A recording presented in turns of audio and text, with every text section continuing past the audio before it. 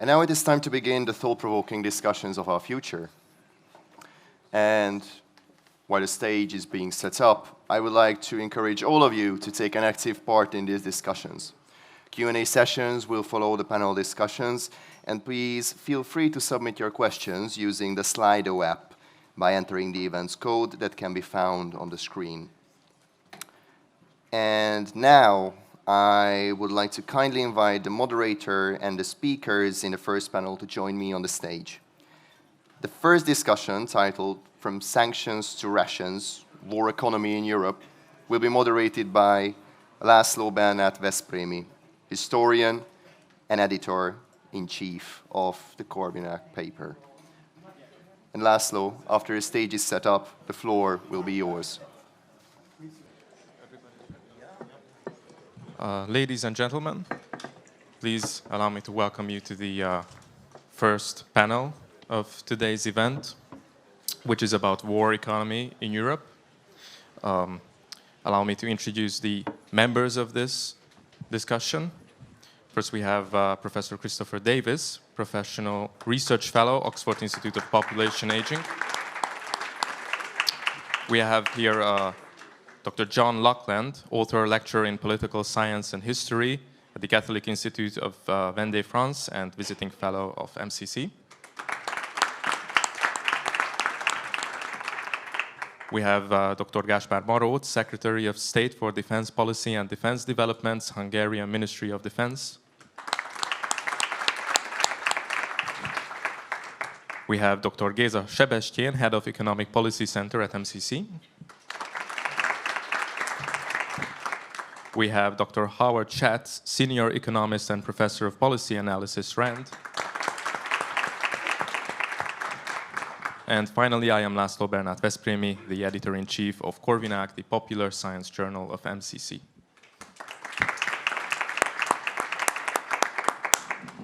Now, I suppose the first question that everybody is interested in when we're talking about sanction is, do they actually work? So perhaps the first question that we should be talking about is, have sanctions against rogue states ever worked in history? Could anybody contribute to this? Perhaps Howard? Well, could I just say that I was talking to John, who was just telling me about a new book that was the history of sanctions from the League of Nations to the present. Maybe you could give us a historical perspective, and then I could say something about that is fine by me. Sanctions. To answer the question, do they work? It's difficult to give a simple answer to that question. There are many examples of them not working. We're all aware of those examples. There are many examples of them not working before our very eyes. There are many countries that have been under sanctions for generations. I'm thinking of Cuba, Iran, more recently Syria. Russia, by the way, has been under sanctions of different kinds since at least 1949. We talk about sanctions... Even 1970. Yes, you're the expert on that, I know. But when I say 1949, I'm referring to the technological sanctions, the COCOM sanctions, which were introduced against the Soviet Union. 1974, when the Soviet Union was going to be given most favored nation trading status, we had the Jackson-Vanik Amendment, which put the spoke in the wheels of that and prevented that from happening. And then when the Jackson-Vanik Amendment was removed about 10 years ago, we had the Magnitsky Act, which imposed new kinds of sanctions. So there are many examples of them not working. They don't work, there are some counterexamples of them working, but they don't work for a number of reasons. First of all, because they can be circumvented. Countries can find replacement sources for the goods they need. We saw this in the continental blockade imposed against the United Kingdom by Napoleon from 1806 until 1814. Britain was able to simply circumvent the sanctions. They work because they don't work because countries can circumvent them through other sources or by becoming autonomous themselves. Again, we saw this in Russia after the 2014 sanctions. A lot of things that Russia didn't produce and imported, it then started to produce. They don't work because they can produce counter-sanctions. Again, we saw that with Russia, which imposed counter-sanctions on agricultural produce from Europe after the 2014 sanctions, which caused havoc in various agricultural sectors, in France, for example, the pork industry, the fruit industry in Poland, and so on. And of course, they also don't work because they can have unexpected consequences. Before I talk about that, I want to say a word about the word sanctions. The word sanctions means a punishment. That's what a sanction is. It's a punishment. There has always been economic warfare. There has always been economic warfare. Since ancient times, throughout the Middle Ages, a siege of a city is a form of economic warfare. You don't try to breach the walls of the city, you simply besiege it and wait for it to be starved into submission. The concept, therefore, of economic warfare is very old. And that's why I say that sanctions produce unexpected effects, because as we all know, and as Helmut von Moltke taught us, no war plan survives the first contact with the enemy. There is always a counter-reaction, and that applies to economic warfare as much as it does to classical warfare. The word sanction means punishment, and it came into use at the time of the League of Nations. You asked me to give a historical overview with respect to a recent book about this. Within the context of the Treaty of Versailles. The Treaty of Versailles, the Versailles-Paris Peace Conference, which is so well loved in Hungary, produced many consequences, apart from the dismemberment of Hungary. It also, of course, produced, as we know, punitive reparations on Germany, an attempt to try the Kaiser, and so on. And the whole logic of the Versailles Peace Treaty was indeed not that of a peace treaty. It was, on the contrary, a punitive settlement, which was designed to punish the countries that were deemed to have started the war. The problem with the analogy of punishment is that you can only punish someone, you can only punish a criminal, if you have arrested that criminal and if you control him physically. So the whole vocabulary of sanctions is misplaced because it assumes what it is trying to prove. It assumes that the sanctioning states do in fact have the control over the country that they are sanctioning. And we've just heard the minister talk about the energy crisis. We can see from the havoc that has been provoked in the energy markets that we do not have that control in this particular area. And so, just to conclude, when I say that sanctions fail for all various reasons, and also for the reason that they provoke unexpected effects, the minister has just spent half an hour talking about energy. Technically speaking, energy is not sanctioned yet against Russia. The Europeans have tried not to sanction energy. What happened was that the Americans ordered the Germans not to open the Nord Stream 2 gas pipeline. And that's what made the energy markets go crazy. Because obviously if the supply lines are uncertain, then the futures markets go berserk. I also, by the way, believe that the Americans blew up the pipelines. But that's going to take us outside the strict question of sanctions. The fact is that the Europeans tried not to have sanctions, and because of the American order given to Germany in February not to open the pipeline, that is the cause of the energy crisis. And that, therefore, is an example of sanctions producing unexpected counter-effects, as always happens in warfare. Christopher, I believe you wanted to add something? Yes, just to pick up on a point that John made. I produced an article that was published in 2016. It was called The Ukraine Conflict, Economic Military Power Balances and Economic Sanctions. And I looked at the whole history of Western attempts to constrain or undermine the Soviet Union and Russia from 1917 up to 2016. John's already covered historical issues, so I don't think I'll go over that. But just to maybe make a methodological point about why sanctions don't work, or some of the problems that we see in 2022 with sanctions. I think if you're going to have effective sanctions, you really need, economists need to take into account first-order effects on the target, meaning Russia, second-order effects on the country imposing sanctions, and the minister has given us a very good assessment of what's been happening in Europe. And third order is, what are the sanctions doing to other countries that are not directly involved?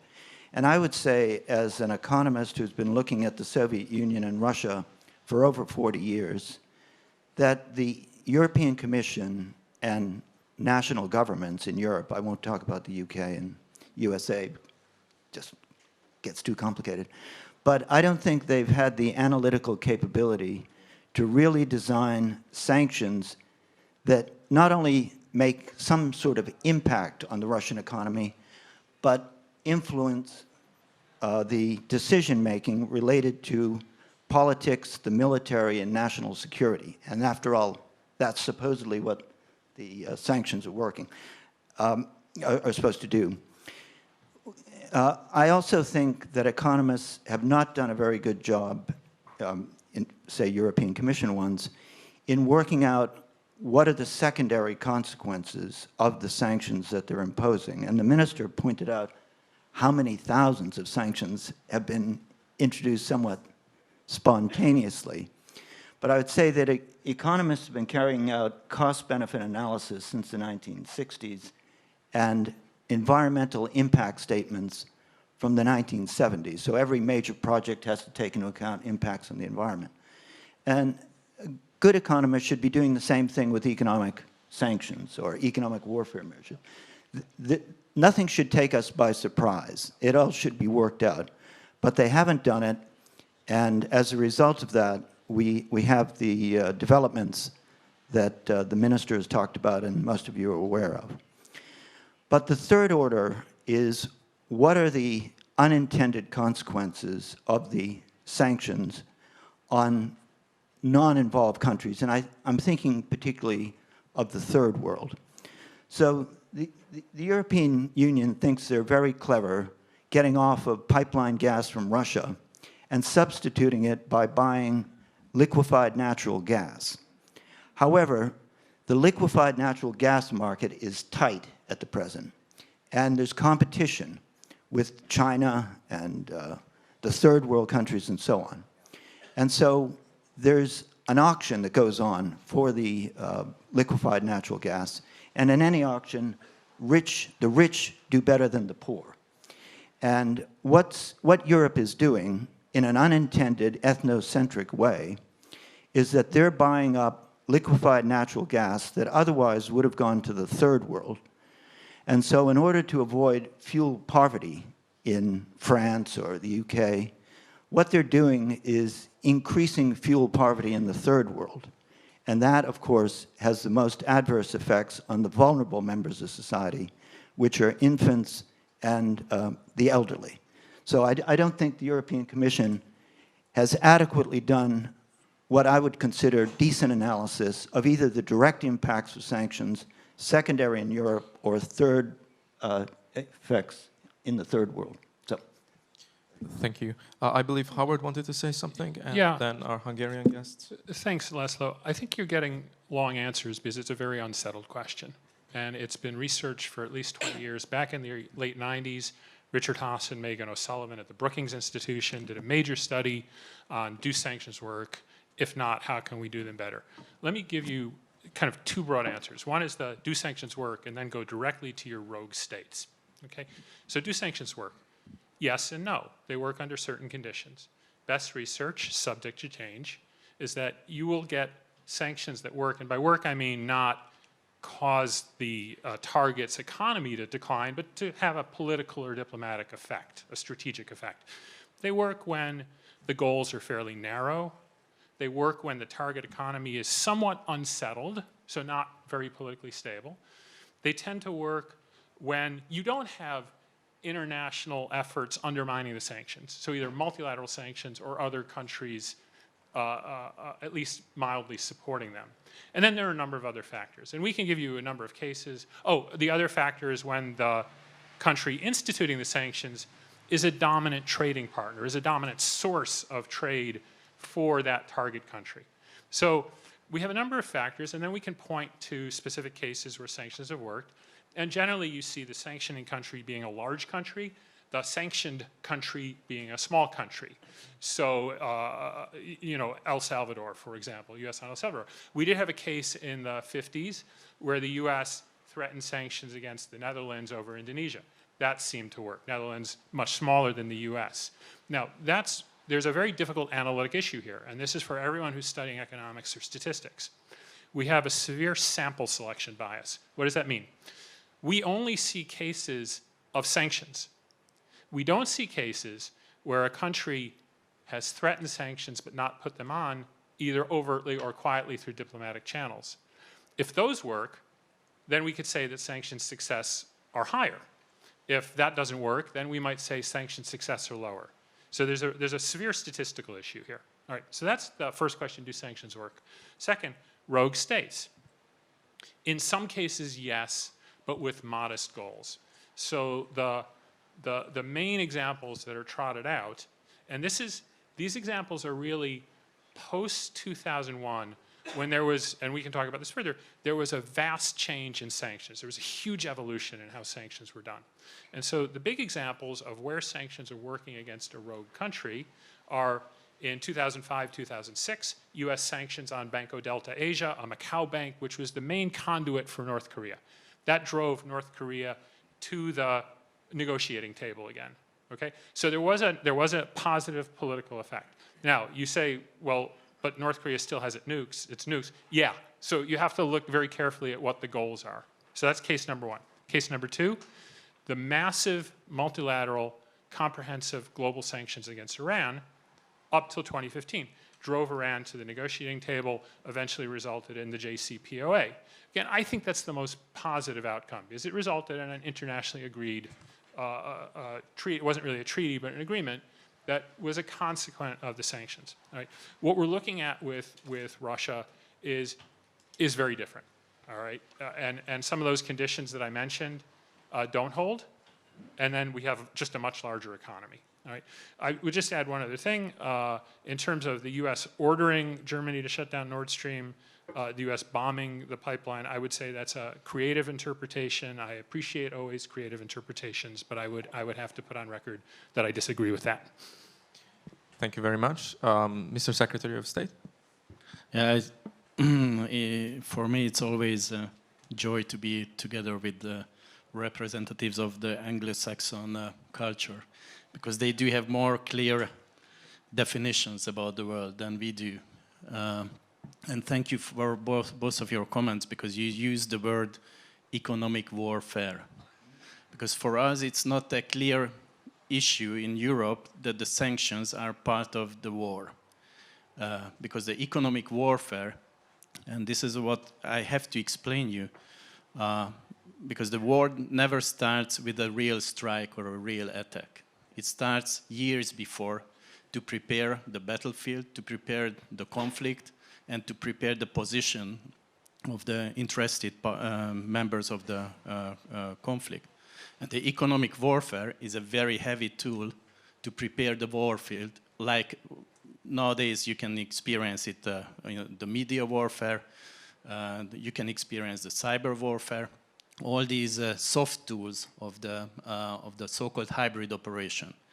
So the question from my chair is never whether the sanctions can be successful in a way that the majority thinks about it, but from my chair, the question is whether the sanctions, the economic warfare outcome is really to prepare the battlefield in a way which is good for us if we are going into a real act, into a real war. And from this point of view, I do have two comments. To start the sanctions, it's an informal way to step into the war, in the forum of the war. So whoever is telling that we are not part of the war, the ones who proposed to start the sanctions, they knew exactly that they are stepping in the forum of the war. So they are preparing themselves to be active member of the war. This is one thing we have to see clearly. The second, that what is the outcome? The outcome should be, the economic warfare outcome should be that the enemy, the opposition, should be weakened. We have to make him to be weak. And that's a huge question today. And I'm not going back to the history because it was clearly analyzed. And the outcome is that the economic warfare never leads to an end solution. It's only a tool to prepare the end solution. But today, the biggest question for us, that who is getting weak at the end of this warfare? And that's clearly the result at the moment is shocking, because not the target of the economic warfare is getting weak, we are getting weak at the moment. And we had 2 days ago the NATO Defense College reunion here at Budapest, and we were talking about it. And one of the question was whether we have to use the sanctions, the economic warfare or not. And my concern was what I shared with the others, that at the moment, the 2/3 of the world is not joining to our sanction policy, economic warfare policy. So there are facts. The fact recently that whatever we do, there are the gas and oil on the territory of Russia. We cannot deny it, we cannot close them down, we cannot make it not to happen in the world. So the existence, the geopolitically strategy question is that they do have the resources. That's a fact. The second fact, we can do that, we are not buying from it, but there will be the rest of the world who will buy for it. And if we are not buying it, then this is the outcome of the minister's speech also, then someone else will buy it and someone else will be more competitive than we are. Because we are stupid enough not to buy from these resources, which means that on the global scale of economy, someone else will be more competitive than we are. The second issue, what we are not talking openly, but we are talking behind the walls about it, that Russia has 2 sources of energy supply of Europe, gas and oil. But meanwhile, behind the curtain, behind the history of the Ukrainian war, Russia is taking over the influence in the Western Sahara. That's clearly an outcome of the recent situation. And you have to know that in the Western Sahara, there are the biggest uranium fields, sources of the world. So Russia is taking over the position on the nuclear energy also. Recently, if I can draw some result, at the moment, the outcome of the sanctions are horrible for Europe. We are losing the 3rd leg of our energy resources. Russia is not getting weakened at the moment. The 2/3 of the world, I mean, on the talks, they support us, but in the reality, behind the curtain, they don't support us. The best of their position is that they're neutral, and some of them, the big players, are skeptic, very much skeptic, what's going on against Russia. So the outcome of the economic warfare tools, what we are using, are shocking at the moment. Géza, I'm sure you would like to add something.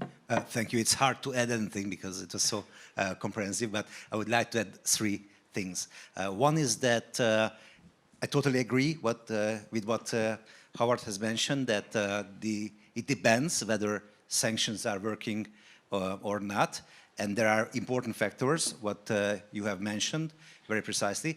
But if you look at the situation in Cuba, every factor is there. Sanctions should have worked, and everybody who is younger than 64 years old, we never experienced a time when there were no sanctions on Cuba. So if, I mean, the Minister Nagy was talking about the recent situation that companies should invest, and for the next 2-3 years, the situation will be complicated, and 2-3 years are a very long time for a company. I mean, we are talking about 64 years.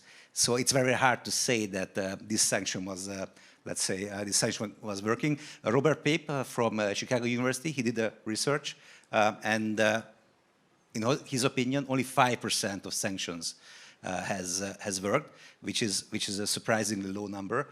There are other estimations as well, but all the other estimations are not very much higher than this number. And the last thing is, which is very important, and especially in this situation, in my opinion, is what does the word work mean? Because when the sanctions began in 2000, I mean, we have a long history, it's true, but let's focus on the recent sanctions against Russia, 2014. Then obviously the goal was to stop the activity, and there was not even a war. Okay, that was not even a war. What was happening? Russia was officially not fighting in the Ukraine. So we had sanctions against Russia to stop the activity there. And then what was the reason? Was it stopped? No. I mean, it became much more serious. And right now we say, okay, the goal is that it hurts Russia more than it hurts us, which is actually not the case, unfortunately. But I really think that it's really unfortunate when we have sanctions and we have a goal, and then we also change the goal. I mean, it's very hard to understand whether this logic makes any sense or not. Could I make just one brief comment related to the Secretary of State about terminology? I studied the Soviet Union actively from 1974 to 1991, and that was a period when the West, as John was saying, was running economic warfare, systemic economic warfare against the USSR to constrain it as a world power. But then with the collapse of the USSR, we moved into a period when I think it's sensible to talk about economic sanctions. So as you were saying, John, specific measures punishing for things like taking over Crimea and so on. But we're now in a new phase. We've returned to the Cold War period of economic warfare. So I would say we're talking about economic warfare measures, not economic sanctions. And the purpose of this very wide-ranging systemic economic warfare is to substantially undermine Russia and to get it to change its national security policies. The same sort of goal that we had in the past. So I just wanted to say, I agree with you, and I think that economic warfare is a better term to use now. Yes, and thank you very much, Christoph, because this is one topic we have to talk about. What happened during the Cold War with Russia? Whether the sanctions made to fail the Soviet Union or something else. And we do have a different estimation. The reason why the Soviet Union collapsed was because the Russian political strategy is heavily influenced with the military strategy. So they give a high priority for the military approach than the civilian or other policies in their decision making. Which means that during the Cold War, they invested much more percentage of their national GDP than they should have done it. And there was a kind of inflection point. We estimate at around the 70s, at the end of the 70s, when their whole economic structure turned because of their wrong policy, what they used, because the investment into the military, into the defense expenditures were higher than they could live with. And that was the point when they should have started to occupy new territories, to invade new territories, to get resources to feed this kind of policy. But because of the Cold War, they couldn't do it.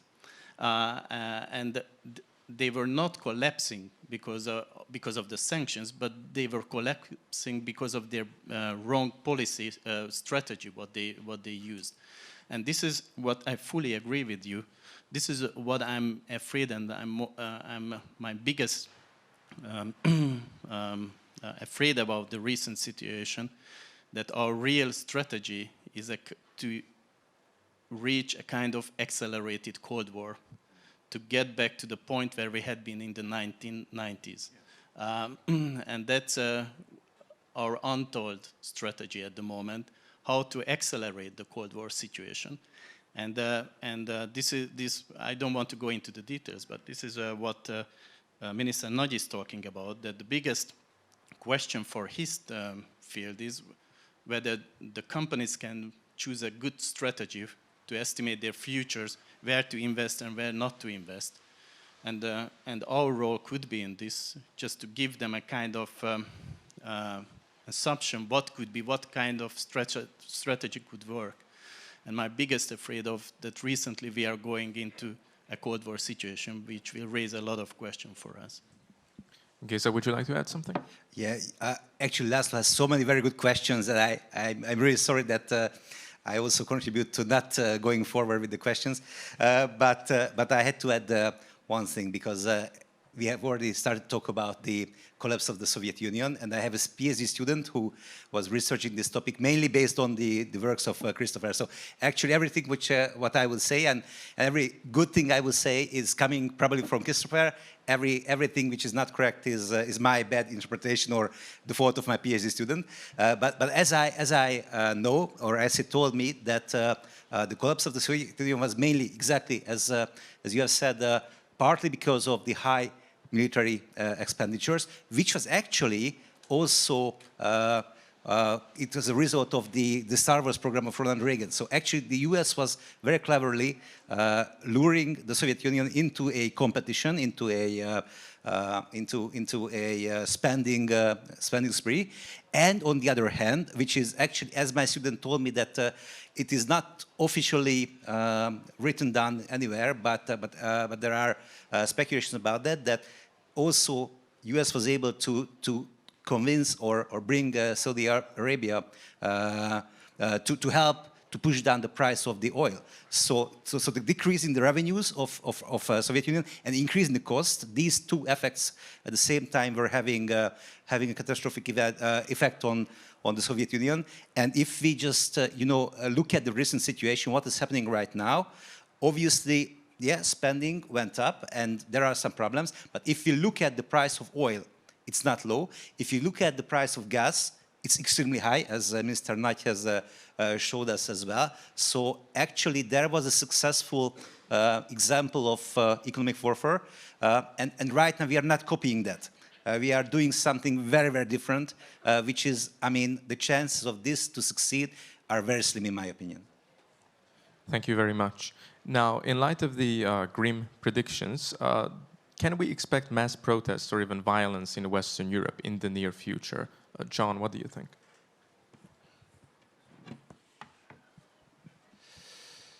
I suppose we can. They've started in Prague.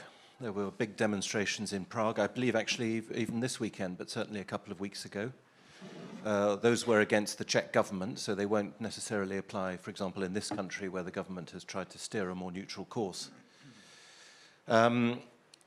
However, I am always, as a conservative, I am skeptical about the power of the street.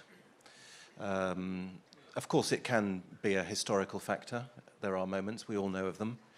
But equally, an inchoate mass can only have a certain effect, and if the cause is not taken up by a member of the political elite, then it probably would remain ineffective. On the other hand, we are going into really uncharted territory.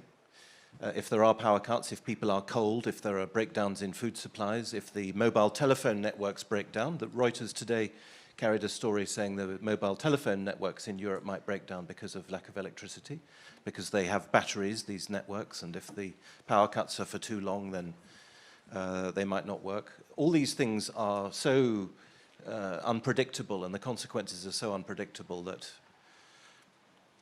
as we all know, prediction is a difficult task, particularly when it deals with the future. Mr. State Secretary Géza, what do you think?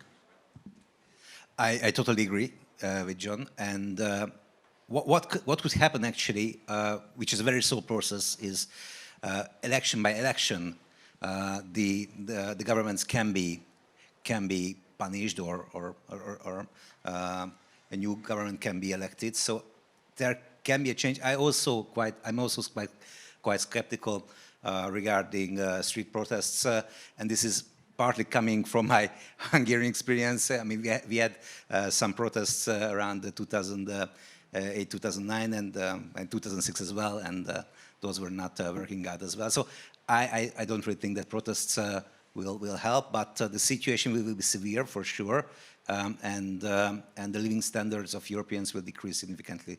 That's also for sure, in my opinion, unfortunately. I fully agree with John and Géza that from my point of view, the question is a little bit different.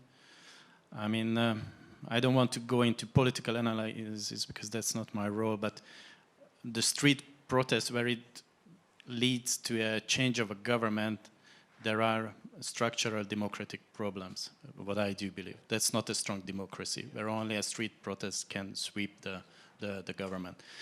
And that's a huge question from a security point of view for a country, whether manipulating a street protest can sweep the government. And this is what we have seen in Ukraine.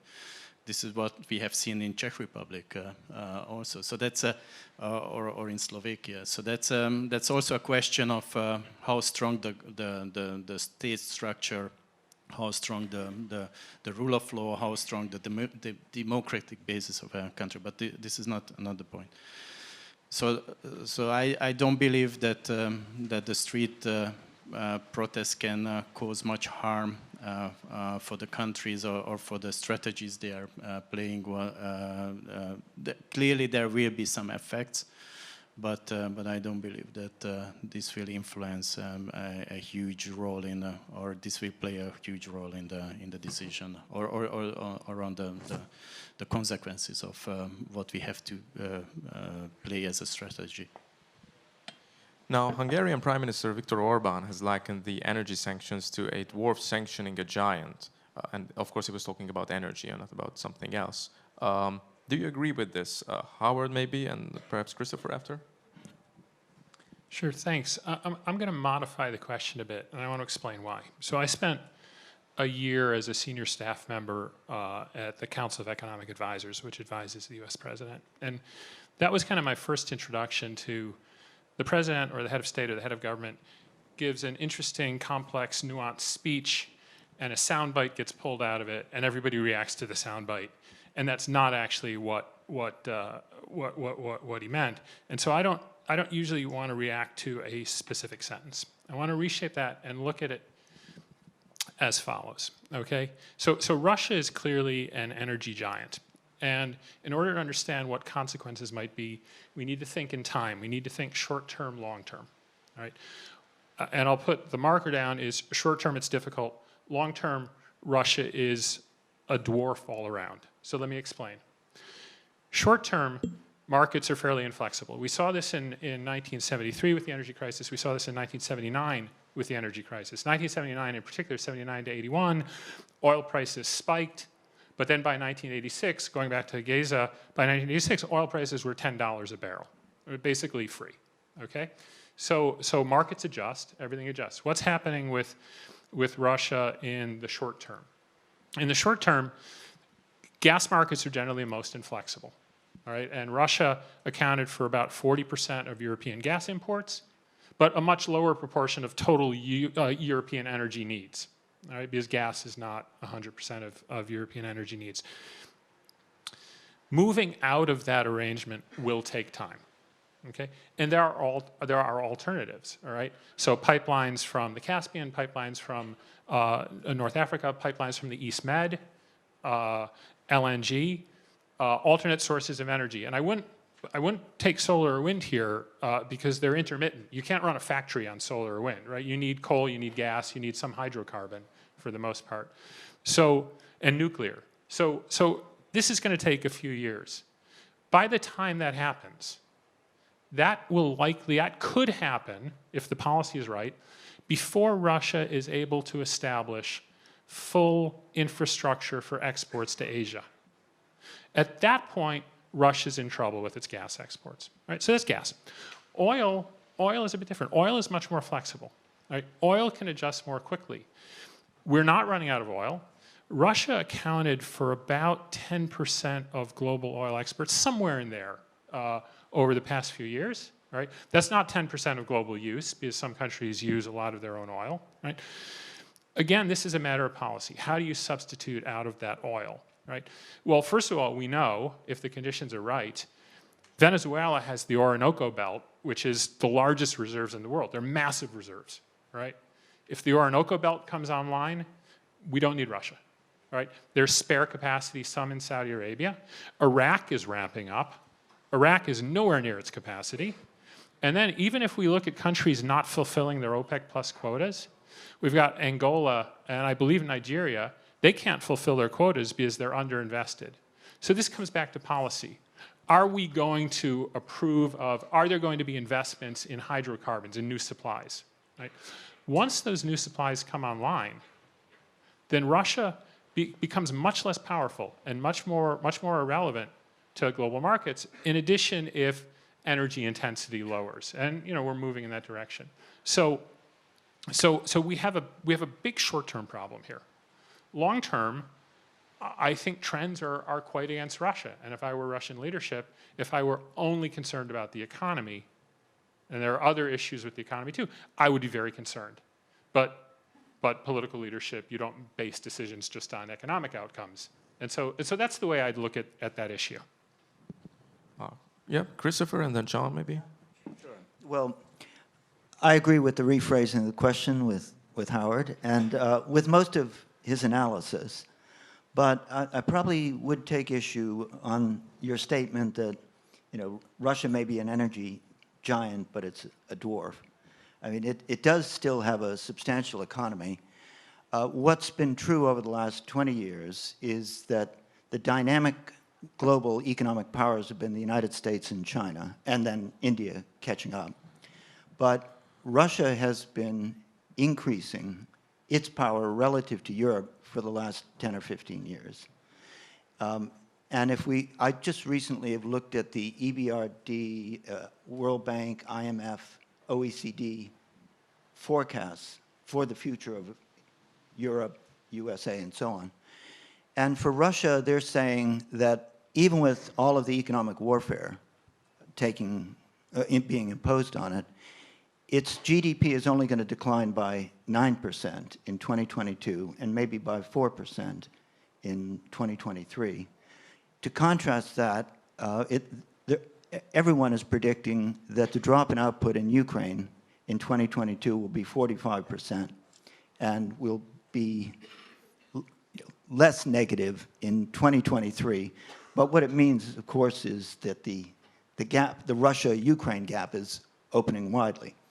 Now, Russia is not going to become dynamic and a world giant, but I think it will be a fairly steady decline in a rather large, well-balanced economy that's a bit like India, China, and so on. Russia produces goods across the whole industrial range.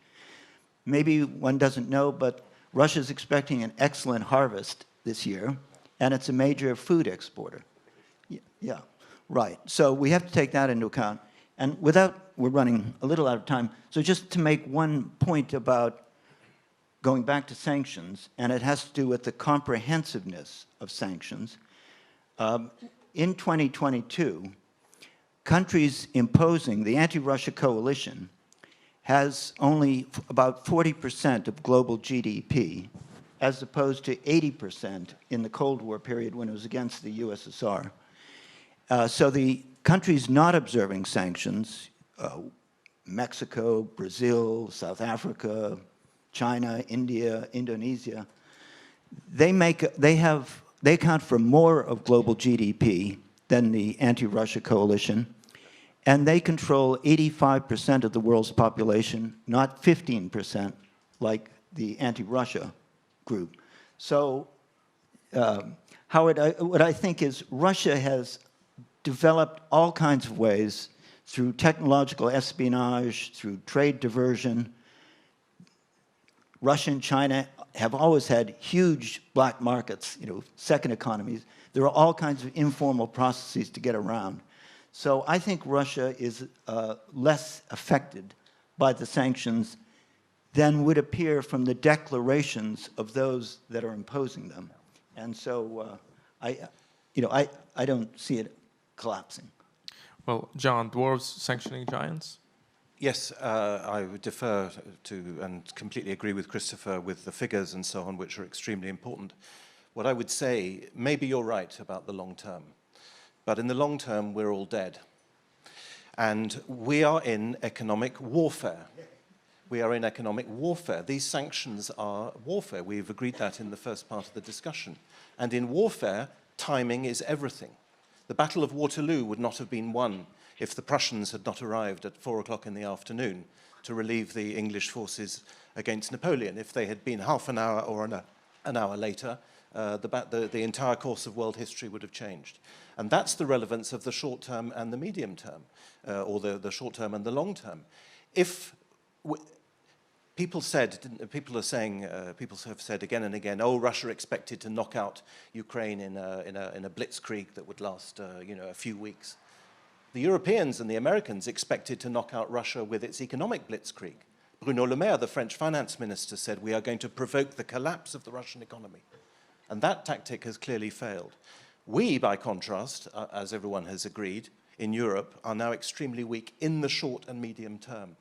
And that's the problem with timing. And as far as dwarves and giants are concerned, again, you've given the figures, Chris. The big picture of this war, as stated repeatedly by the Russian leadership, is to move out of a unipolar world and to escape. You asked about, Laszlo, rogue states in your first question.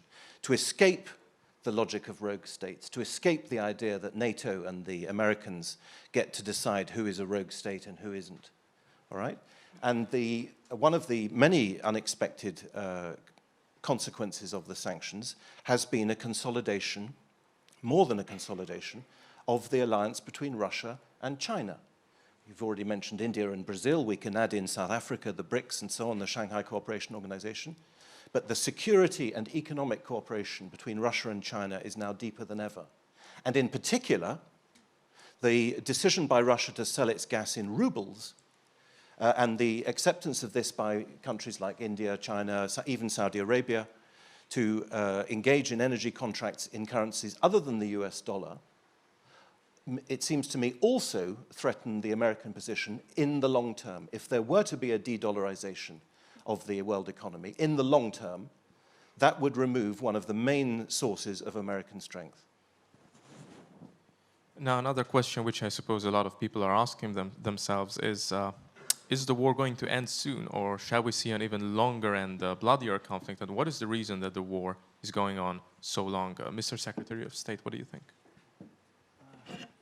This is why I avoid to go to television or news channels, because no one can give you an answer for it at the moment. There are very good experts on the news channels. I do see every day they're taking their magic balloon and they're giving you the estimation of the future. We do see different strategies, different options. We have to work to avoid the worst case. Of course, the scale is now extremely wide. So we give, at the moment today, we give the biggest chance to have a prolonged kind of Cold War, where the conflict will escalate. It will go to a certain level of peace, but the conflict will remain here in the region. And clearly the region will be completely changed. And as Hungarians, we do have experience about the Cold War. So I'm not sharing with you my private fears, because then I don't want to give unsleep nights to anyone. But we have to fight that every day to really go back to the calm evaluation of the recent situation, the real honest talks among ourselves. I'm not talking about the talks with the other side. I'm talking about inside our community, among ourselves, because we are not honest to each other. We don't have a joint strategy. And as I fully agree with John and Christoph, going back to the Prime Minister talk, the giant and the dwarf, that it's not Europe and Russia. Europe against the world which is supporting Russia, but they're not talking to us because they don't trust us. Géza, do you have any thoughts on this subject? One story I would like to share with you, which was quite interesting for me as well. A friend of mine has a software company, and obviously when the war broke out, there are a lot of Ukrainians who are very good in programming, and his idea was that he will hire a few of them, give them a place to live and a good salary and stuff like that. And he was actually interviewing one of these software developers who was actually in Kharkiv when Kharkiv was under siege, and he was surprised that do you have internet there? Do you have electricity there? The guy said, yeah, everything is working. And then at the end, he was giving an offer to this programmer, and then the guy said that I can earn that money here in Kharkiv as well, which was, I mean, obviously having a war is always an awful thing, but it was also strange for me that how can a war and how can a siege happen when you still have the internet, you still have electricity, and you still choose to stay there and work there despite the war. I'm, on the other hand, and I would like to go back to the previous question for a second as well, because I think that what Howard has mentioned, it's a very important perspective, that the long-term perspective is always very important, although, yeah, we have to look at the short term as John has mentioned, and as Chris has told us, there are a lot of things which, well, important export products of Russia, which are bought by all the other countries. And what are sanctions doing? Sanctions are actually decreasing the exports of Russia, and obviously that if we have sanctions, then Russia will have less revenues in dollars or now in rubles, and other countries will have less goods. The problem is that if they don't have enough money, they can always print rubles. Okay, so it's not a big problem to print rubles. It's much harder to print oil, gas, or grain or whatever. So I think that this also gives a very special flavor to this conflict and the sanctions. That to fight off the negative consequences for Russia, it's obviously you will have inflation if you print money, but that is maybe not as hurtful as not be able to heat your homes or not be able to compete with other companies in other parts of the world. Thank you. This is a question which we have already touched upon a little bit, but I'd still like to ask it before our Q&A. How important is the global comprehensiveness of economic sanctions, and how are outcomes affected by high compliance versus low compliance? Christopher, what do you think? Well, I think I already gave you some basic statistics on that to show that the comprehensiveness of observance of current economic warfare measures by the anti-Russia coalition is much lower than it was in the Cold War period. And that opens up all kinds of channels for flows of goods out and into Russia. And it's, nice that the United States, well, I don't want to talk about a particular country, but, the Western countries believe that that their measures are going to have a big impact on Russia. But what I would say is that there are limits even to the CIA in terms of its competence to monitor what's going on throughout the global economy, given that so many large, somewhat closed economies, not particularly sympathetic by the USA, have these informal linkages with Russia. And it's very easy through trade diversion and so on to get around the first stage of a sanction. So countries in the world no longer are trying to ship things directly to Russia, but they can go through 7 different companies before they get there. And the CIA or MI6, they don't have language-capable agents that can go around the big cities in Pakistan and India and so on and carefully inspect enterprises to find out what's going on. And what the Russians can easily do, I don't know if they've started it yet, but they can switch over to paper documentation of transactions. It's important to keep in mind that the whole Soviet economy up until the 1970s was controlled by paper documents, abacuses, adding machines. They didn't have computers or electronics or anything like that. So if you want to throw off a very bright 28-year-old working in Langley, Virginia, who's using the internet to track flows, all you have to do is do everything by paper and hand deliver things. So comprehensiveness, I think, is quite important, and it is lower now, and therefore it contributes to making the economic warfare against Russia less effective than it would be otherwise.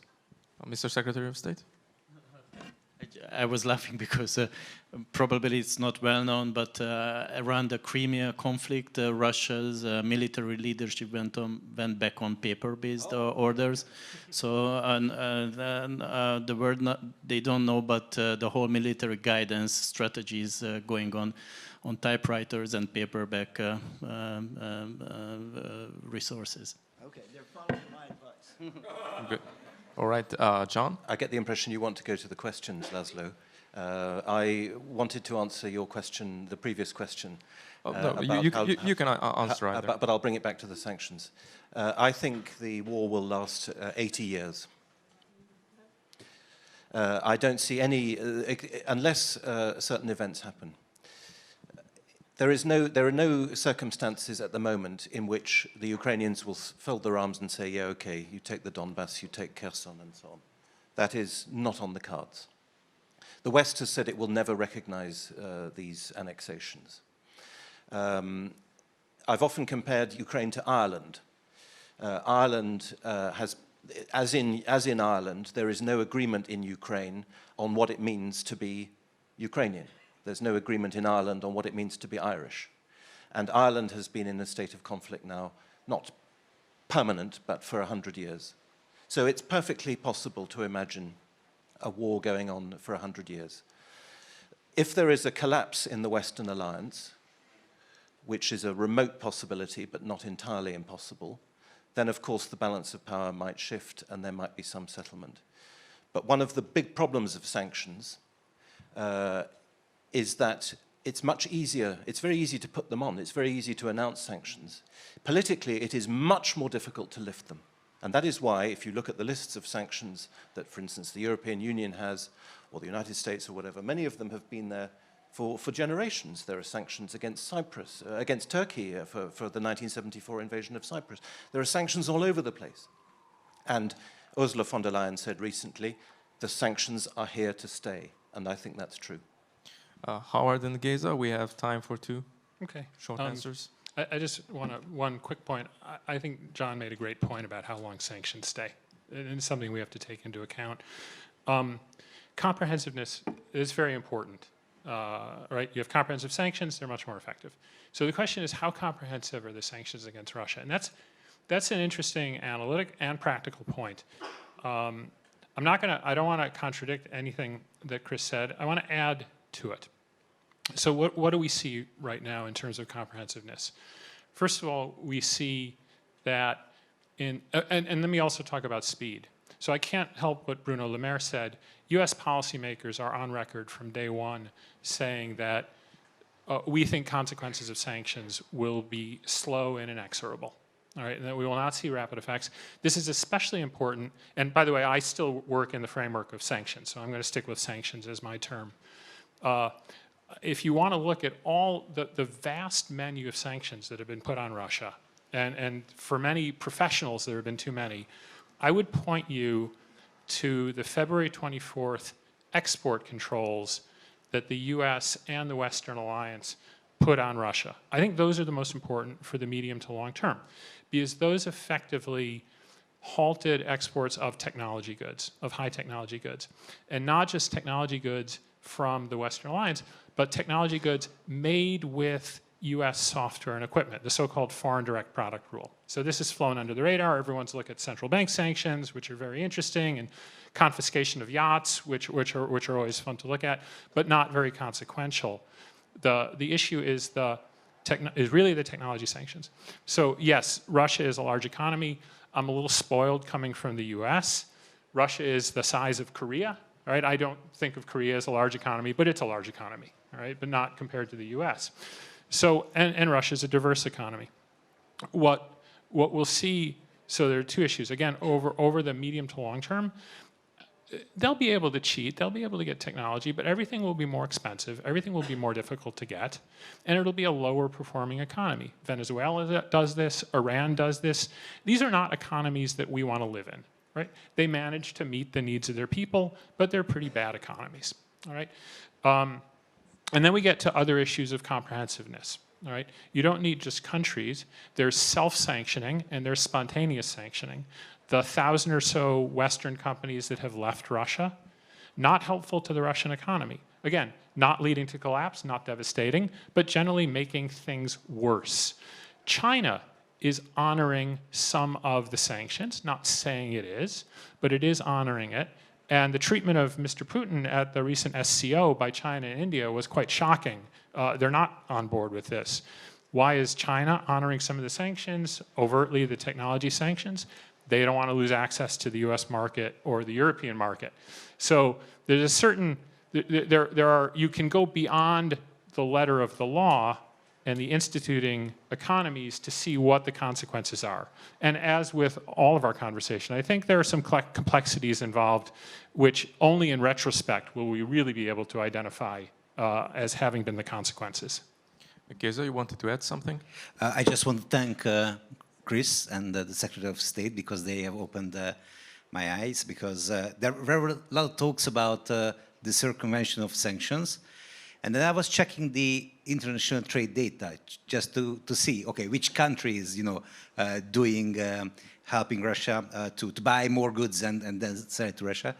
And if you look at the data, you don't really see any big changes. But then I understand this is because it's not official. It's not shown in the official data. And I really see your point, Howard. I really think that you're right, that, yeah, you can circumvent it, but it will be more expensive for Russia.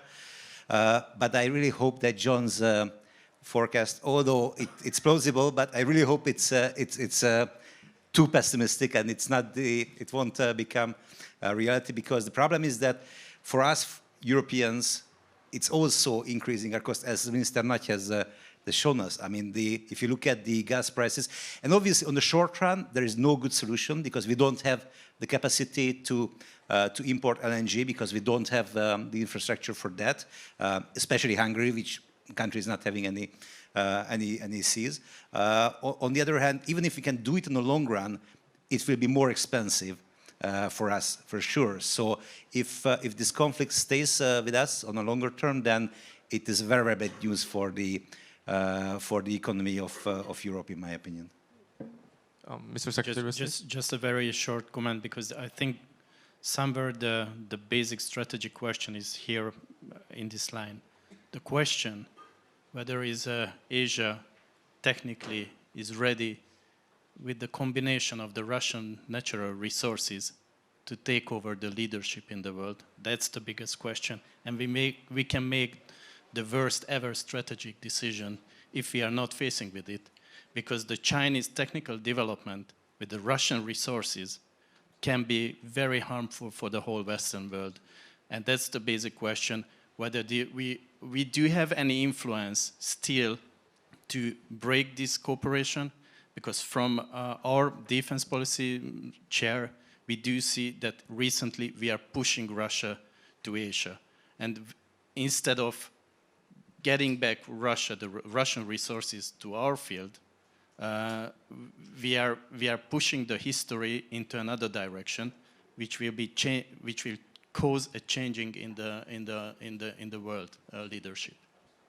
Thank you. Now moving on to our Q&A.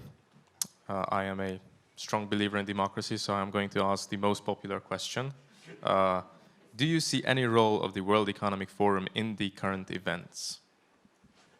No. No. Right, I endorse Chris, who said. I don't see. This policy is being made by national governments and by supranational organizations. And there's a kind of a more interesting question, not more interesting, but a deeper issue here is we always talk about the power of corporations versus the power of governments. In the end, governments win. In the end, governments can take your money and put you in jail. Corporations can't do that, right? So no. Is there a role? There's a role for all civil society organizations. But in the end, what are the decisions going to be made by? Governments and supranational organizations, I think. Okay, I believe we have dealt with that question pretty fast. Here's another interesting one. Should all EU sanctions suddenly be lifted, what other measures could the EU adopt to exert pressure on Russia? What other ways are there to influence Russia? John, maybe? Well, Europe bears a very heavy responsibility in the outbreak of this war, so it's the wrong question. I mean, it's too late now. We can't go back over the past, but Europe sponsored the famous Minsk agreements, which of course are now in the dustbin of history. And those agreements, by the way, were raised to the status of international law because they were incorporated in a United Nations Security Council resolution. And the European states completely, France and Germany, completely ignored them and were probably complicit, although this is speculation, in what is almost certainly a Ukrainian preparation to solve the Donbass situation by force. There was a phone conversation leaked between President Macron and Putin. The conversation took place, I think, before the outbreak of the war. It was leaked a month or two later. And Macron said to Putin, he said, I don't know who your legal advisors are, but you can't possibly sign an agreement with separatists. But that's exactly what the Minsk agreements were. And Europe, we've talked about pressure on Russia. Europe never put any pressure on Ukraine, but instead only pressure on Russia. So Europe's responsibility in this is immense, and of course that of the United States as well. Now, I think Europe has almost no options left. I think that's the conclusion, perhaps not of Howard, but Europe's options are extremely limited, and so I think the balance of power is immensely in Europe's disfavor. Géza? I'm totally not an expert in these fields, but this is not why I wanted to say something. I wanted to say something because I was watching, there's a YouTube video or channel which is done by two Brazilian Jiu-Jitsu instructors. And once they were talking about street violence and whether one of them was in any street fight. And then he said that no, he was never. There were 4 occasions when there was a chance for a fight, but he was able to avoid it. And then what he said was very interesting, and maybe it's interesting in this context as well, that in every situation you have 2 choices. You can increase the level of tension and you can decrease the level of tension. And right now, I think that what is actually happening since 2014 is actually most parties are increasing the level of tension, which is not necessarily the best strategy, in my opinion. Mr. Secretary of State? I had a chance in 2019, I think, to be in the staff of the Prime Minister when he visited the German Chancellor and the German Minister of Defense. And then he tried to explain in Germany with Russia what could be the strategy against or with Russia. And he told that our historical experience is that with the Russians, how to live together, that we have to show strengths, that's for clear, and we have to talk to them. First, we have to have strengths, we have to show them, strict, and to show them strengths, and then sit down and talk to them. And he told that now Europe, in 2019, he told that time, now Europe is weak and not talking to Russia. The worst ever strategy we're following with Russia. And he tried to make them aware that we have to do something on the European level because we are on the wrongest way. And now we are guided ourselves in a street, in a road, which at the moment, I don't believe it's a dead-end road, but we are getting close to a dead-end road. But we are guided ourselves in a strategy where we have to get out. I don't know how, because the harm we made during last months is more than we can imagine at the moment.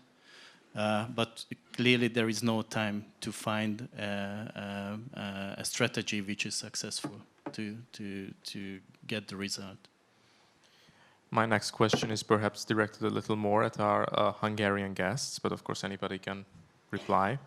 The outcome of this conflict will be a different world order. Where do you see Hungary in the future in this world order?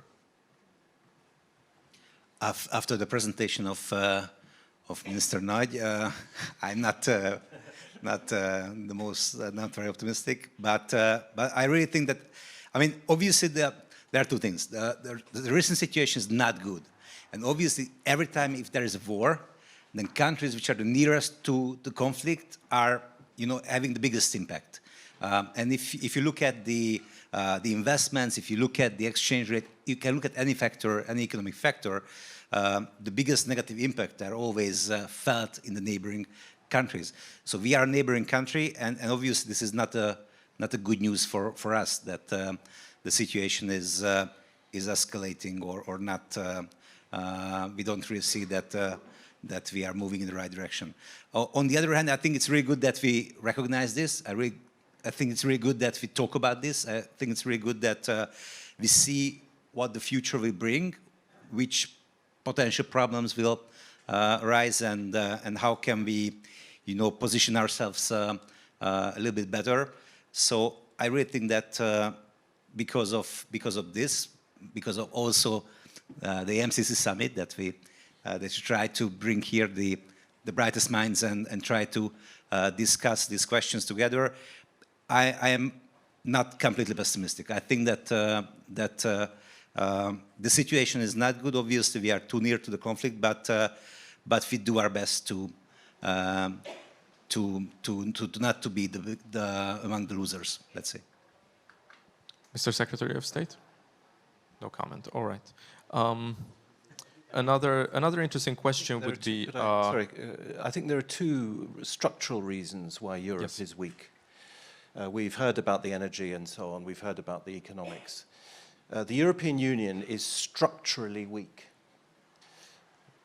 In France, they always say, well, we're stronger together. That's the pro-European line, okay? Well, you're only stronger together if you're all pulling in the same direction. If everyone is pulling in a different direction, then you are weaker. And we can see this now with the internal divisions over Russia, over the rule of law, the ones we all know about that concern Hungary. There are substantial internal divisions between the member states of the European Union, between Brussels and Budapest, between Berlin and Warsaw, very severe tensions. And yet the structures of the European Union mean that everybody still feels they have to try and do everything together, and so that you waste energy fighting, as not physically, but fighting politically. The Europeans waste energy fighting among themselves. It saps the energy. It is a structural reason.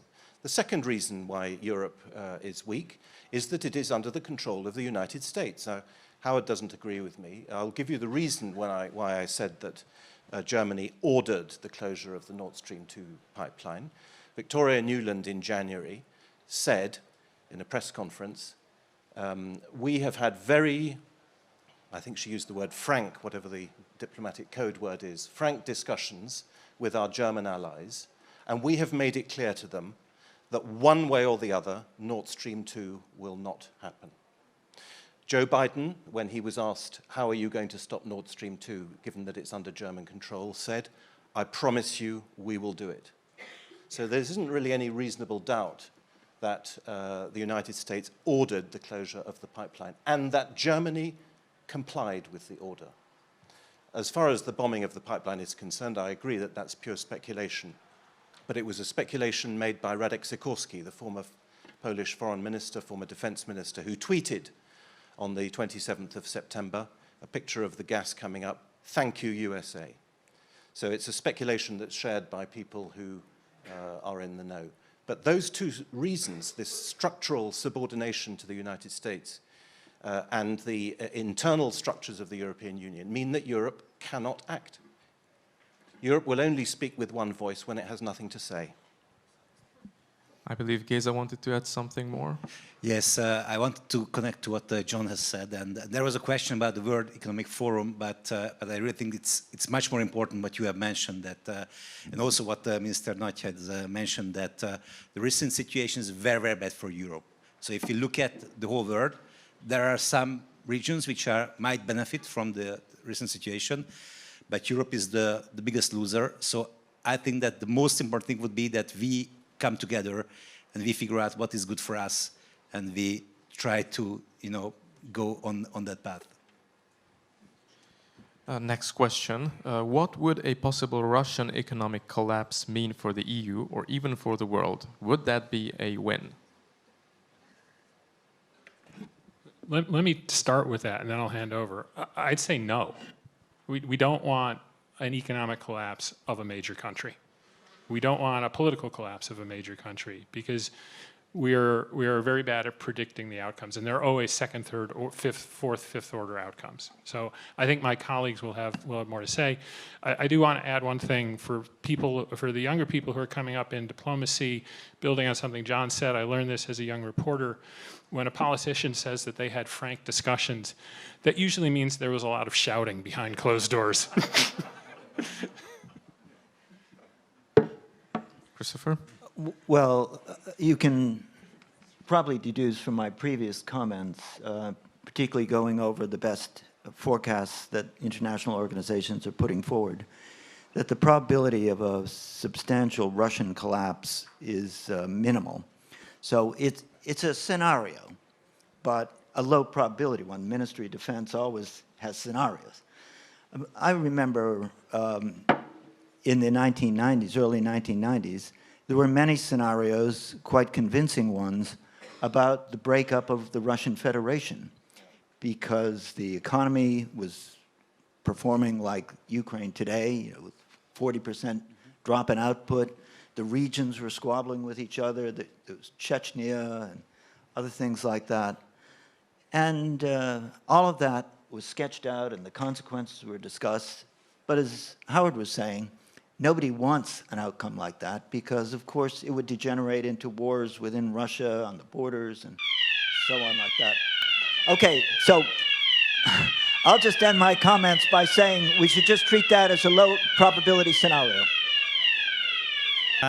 So we have to make something very clear. There is no collapse of a country, economic collapse, because if there is a collapse, someone will arrive and will finance it. And that's the question. To make them to collapse, the question, who will finance them after it? Who will arrive and who will finance them? And this is the biggest risk what we do see, that we don't see clearly if we reach the collapse of Russia, then we will finance, or the Western world will finance Russia. And that's the biggest question, that no one can give us a guaranteed answer which can really make us confident with. So could I just amplify what the Secretary of State was saying? He was talking about Russia getting closer to China. China is the world's second economy. China has the Belt and Road Initiative. It has a lot of resources. They're close partners. They're getting closer. If the Russian economy starts to collapse, they don't have to look to the West, for the United States, for its generosity, for the senators to vote for a bailout package for Russia. Of course they wouldn't do that, but China could. It has the equivalent resources, and so they could. And also, China's facing increasing tension with the United States. The U.S. is getting highly competitive, and it started with President Trump, but probably went before that. And China probably understands that there's a limit to what the gains it will achieve from following the suggestions of the United States, the recommendations of the United States, because in 5 years' time, the United States could introduce measures that are severely detrimental to China. And so it's trying to balance it now, not be too overt in support for Russia, but if conditions worsened, then China might look after its ally. So, I believe Géza wanted to say something, and then John. Yeah, and I hope that Chris won't be mad at me, because actually I will just have a question for him, so make him work even harder. Although he was sharing a lot of thought-provoking ideas and very good ideas already. I read it somewhere, I don't know where, that for the ordinary Russian people, the economy is not so important as some other factors, like, for example, the motherland and some more subjective factors. And this is also linked to this question, and then it's also linked to the efficiency of the sanction, that if the economic situation is not so important for the Russian people, maybe having economic sanctions is not working like Western politicians think they would work. Or what is your opinion on this? Well, all I would say is that the impact of the war in Ukraine and Western sanctions on ordinary Russian citizens, the impacts have not been that negative.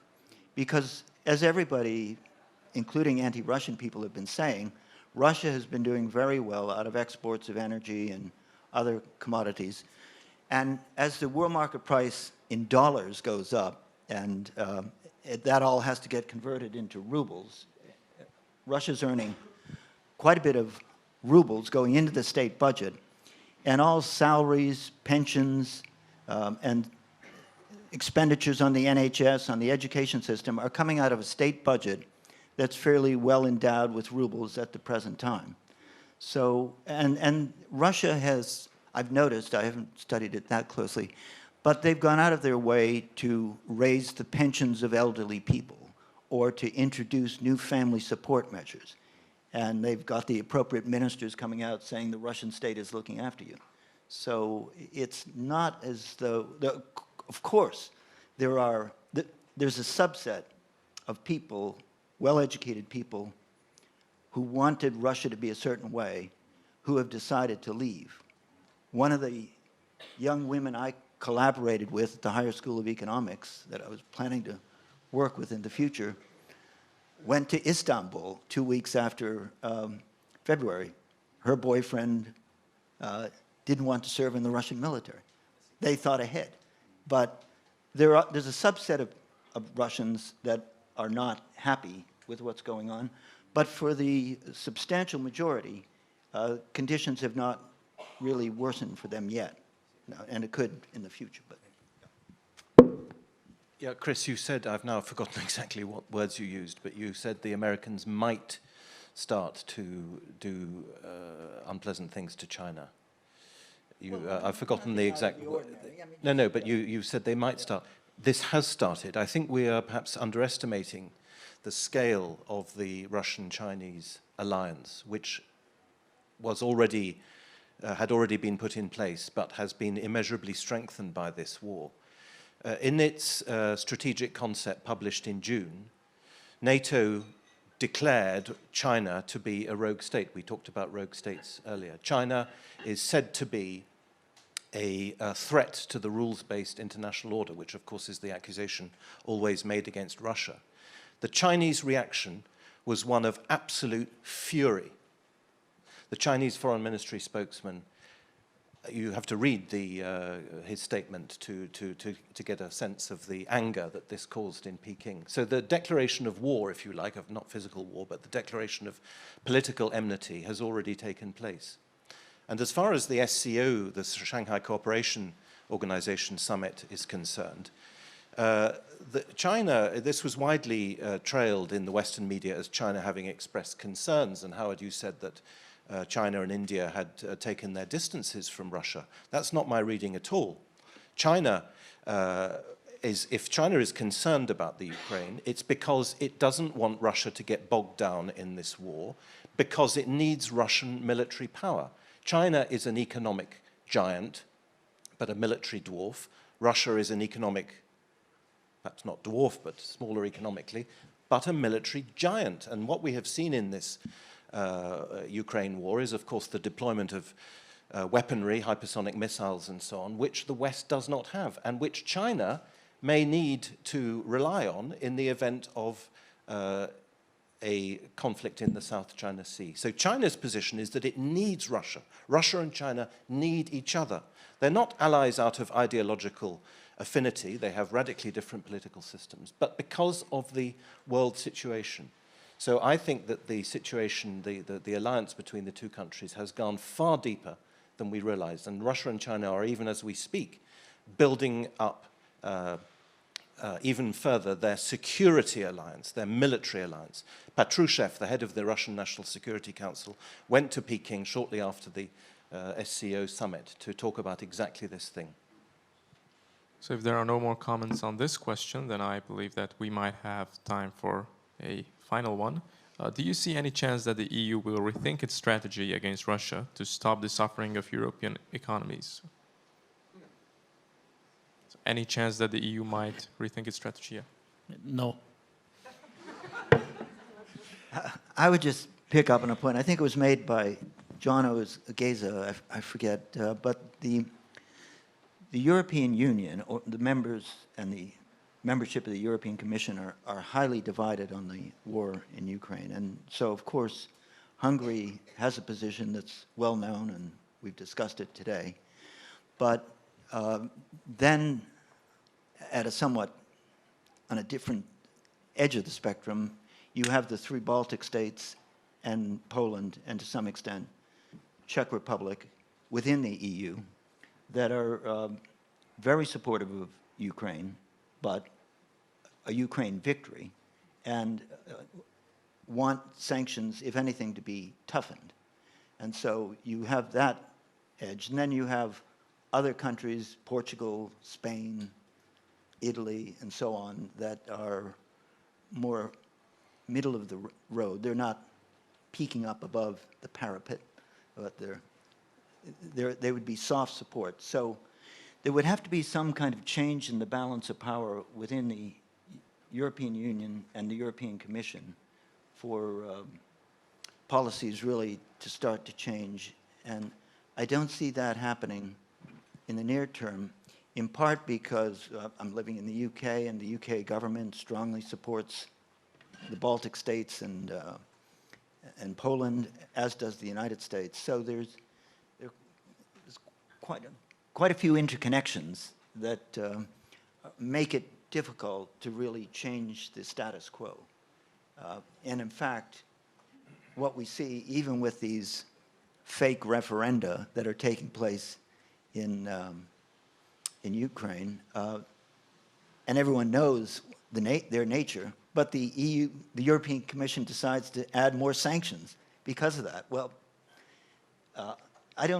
you can see that there's a rather clear dynamic to all of this, and I think the Secretary of State was talking about this in terms of what economic warfare is all about and step-by-step processes. So one would hope that there could be some modulation and some promotion of dialogue, but it's very difficult at the moment.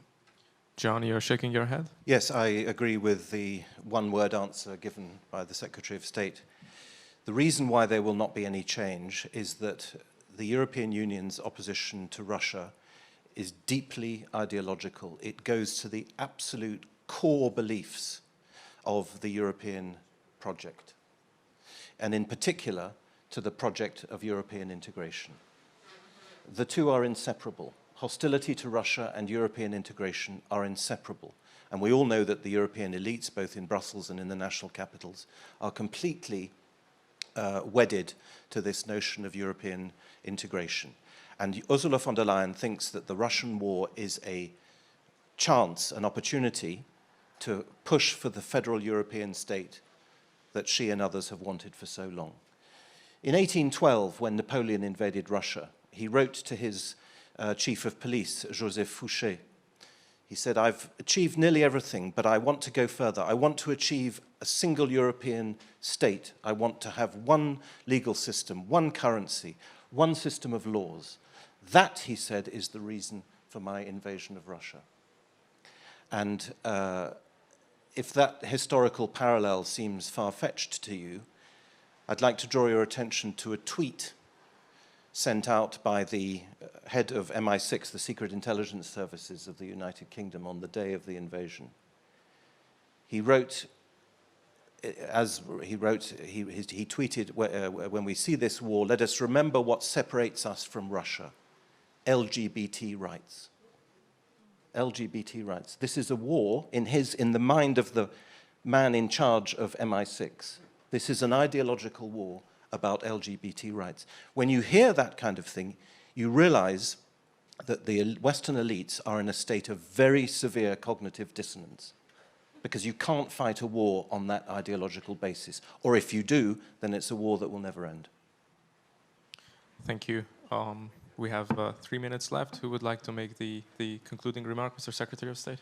We can give lots of arguments about why we don't believe in it, but let me try to highlight only one, which reflects to John also.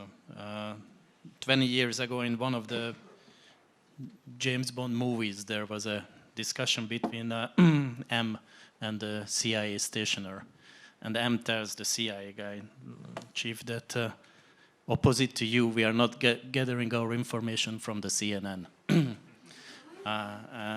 So the fact what I would like to highlight is that the Western political leaders, despite we know behind closed doors that sometimes they fully share our Ukrainian policy and our approach to the war and the major strategy, they are under such a huge media pressure and public history, which is, I try to explain in my first comments, which we call as a hybrid operation, a soft tool of preparing the war, that they are not able to tell what they do believe and how they estimate the recent situation. And I don't see any possible fact which could change their position back at home.